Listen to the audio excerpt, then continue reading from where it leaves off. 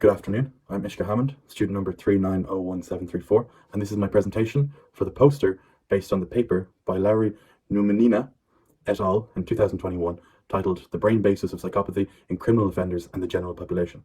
Now, to truly understand this paper, there's a few facts and terms that are very important to understand. So number one is, what is psychopathy? Now, in the paper, the explanation for psychopathy is persistent antisocial behavior, impaired empathy, and egotistical traits in an individual.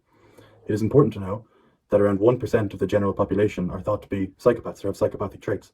Now compare that to within the prison population, where this number skyrockets to 20%, and it becomes clear that this is something that really needs further investigation. Numerous studies before found links between neural and limbic abnormalities that are present in psychopaths, and this led to the research questions for this paper, of whether such antisocial personalities are associated with similar structural and neural alterations as those with criminal psychopathy. Criminal psychopathy, in this case, is referring to the sample of 19 convicted criminals who were all diagnosed as psychopaths using the Hare Psychology Revised checklist alongside a psychologist interview.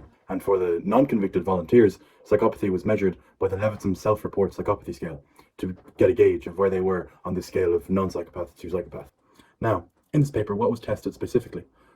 The test was whether psychopathic traits in a community sample of 100 people was related to cortical density, brain activity when viewing violent episodes, which will be explained later on, and whether those results match with functional or structural alterations to the convicted psychopaths, those 19 who were previously specified. Now let's get into the methods and the materials used.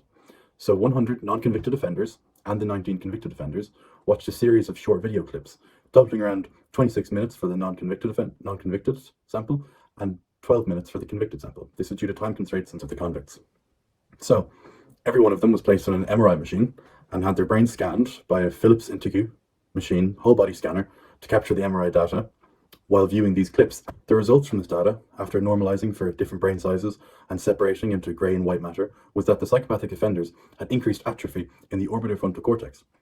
Atrophy, to be explained, is where basically there's less neurons within a specific area of the brain, and thus that area of the brain is less dense. And this was what we saw when we looked in the orbitofrontal cortex when looked at the brain scans of the psychopathic offenders. Another very interesting result that came out of this was that the responses to violent imagery was much stronger in the offenders than those of the controls, which ended up in what we would say the brain's lighting up when viewing violent imagery. This could be explained by the lack of empathy shown by psychopaths. My own critiques of this paper would be previously stated that trauma from the convicted criminals could be an explanation for the light up of the brain on seeing violence. Another one would be that although it was said that it wasn't making a difference within the paper, the fact that the video clips were less than half the time for the convicted criminals has to make some type of a difference, as well as the fact that of the 19 convicted criminals, all of these were males. Now, for inclusivity purposes, surely there would be a case that more females should be included in this study to get a pure, broad view of this. Why is this psychopathy so prevalent in males and not females as well, would be another question for further research. And as well as this, the type of research this could lead to could have dangerous impacts on society.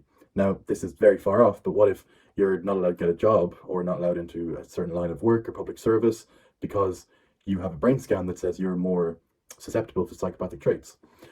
Maybe that's not wrong, but I think that's a moral dilemma that we're not fully ready to answer yet. I've been Uisca. Thank you very much for listening to this presentation.